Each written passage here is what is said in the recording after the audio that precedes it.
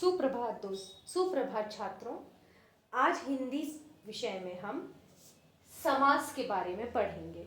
ठीक है, क्या आप में से किसी को समास के बारे में पता है? समास क्या होता है? जब दो या दो से अधिक शब्द मिलकर नए शब्द का निर्माण करते हैं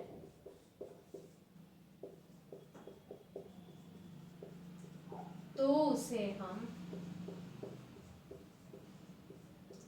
समास कहते हैं।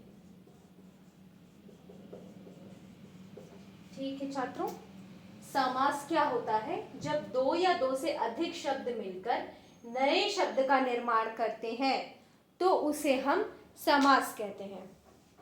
एक कोई शब्द है चल, एक कोई शब्द है रुक।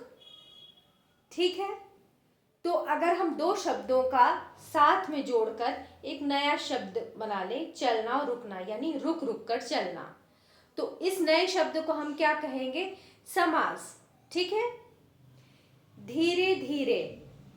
ठीक, एक शब्द हो गया धीरे धीरे, दूसरा शब्द हो गया चलना, तो इस एक नया शब्द इसमें क्या बनेगा? धीरे धीरे चलने को हम कहेंगे धीमी गति। इस एक नए शब्द का निर्माण क्या हुआ? धीमी गति। इसी प्रकार से जब दो शब्द मिलते हैं और उन दो शब्द को मिलाकर एक नए शब्द की जब उत्पत्ति होती है तो उसे हम समास कहते हैं। ठीक है, अब जैसे कह दें मीठा, एक शब्द हो गया मीठा, दूसरा शब्द हो गया आपका जूस। ठीक है, तो ये दो शब्द हो गए आपके। इन दो शब्दों से मिलकर एक नया शब्द क्या बन जाएगा? मिठास। ठीक, इसी प्रकार से जब दो शब्द मिलकर एक नए शब्द का निर्माण करते हैं तो उसे हम कहते हैं समास। ठीक है बच्चों, क्या आप लोगों को समझ में आ रहा है समास क्या होता है? जब दो नए शब्द मिलकर एक और नए शब्द की उत्पत्ति करते हैं, एक और नए शब्द का निर्माण करते हैं तो उसे हम समास कहते हैं। ठीक है, अब समास के अंतर्गत एक आता है द्वंद्व समास। द्वंद्व समास, द्वंद्व समास का अर्थ ये होता है कि पहले तो समास है जब दो शब्द मिलकर एक नए शब्द की उत्पत्ति करते हैं। द्वंद्व समास का मतलब है, द्वंद्व का मतलब है दो, यानी जब दो शब्द जो कि दोनों बराबर रूप में प्रधान होते हैं, बराबर रूप में महत्वपूर्ण होते हैं, उसे हम द्वंद्व समास कहते हैं। जैसे कि दो शब्द हैं माता पिता। ठीक है, पति पत्नी,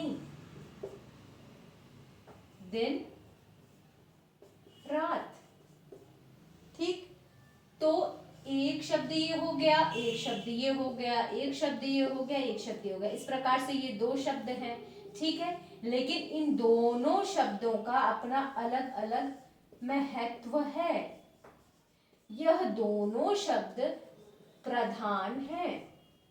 ठीक है, तो जब दो शब्द जो कि नए शब्द का निर्माण करते हैं परंतु दोनों शब्द एक ही महत्व वाले हैं, दोनों शब्द प्रधान हैं, उसे हम द्वंद्व समास कहते हैं।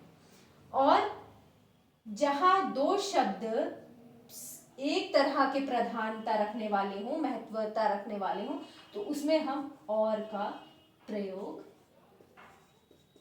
कर लेते हैं और द्वारा उन्हें जोड़ लिया जाता है, तो फिर वह पूर्णतया द्वंद्व समास कहलाते हैं।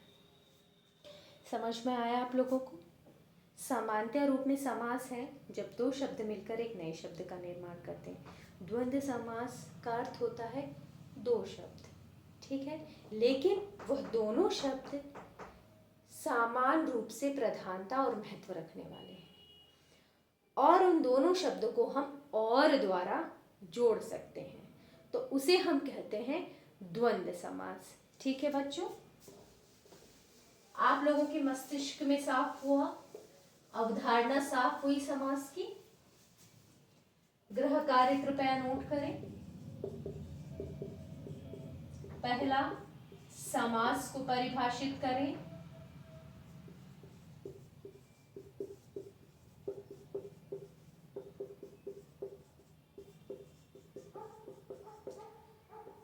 दूसरा, द्वंद्व समास पर संक्षिप्त टिप्पणी लिखें।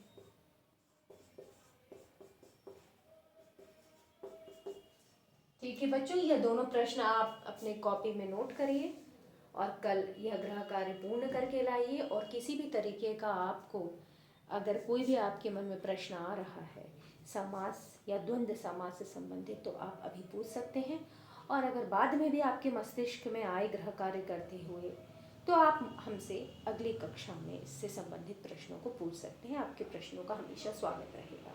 मैं आशा करती हूँ कि समास की अवधारणा, उसके प्रकार, किसे कहते हैं, द्वंद्व समास क्या है, यह सब आपके मस्तिष्क में अच्छी तरीके से आ चुके होंगे, समझ चुके होंगे आप लोग। धन्यवाद।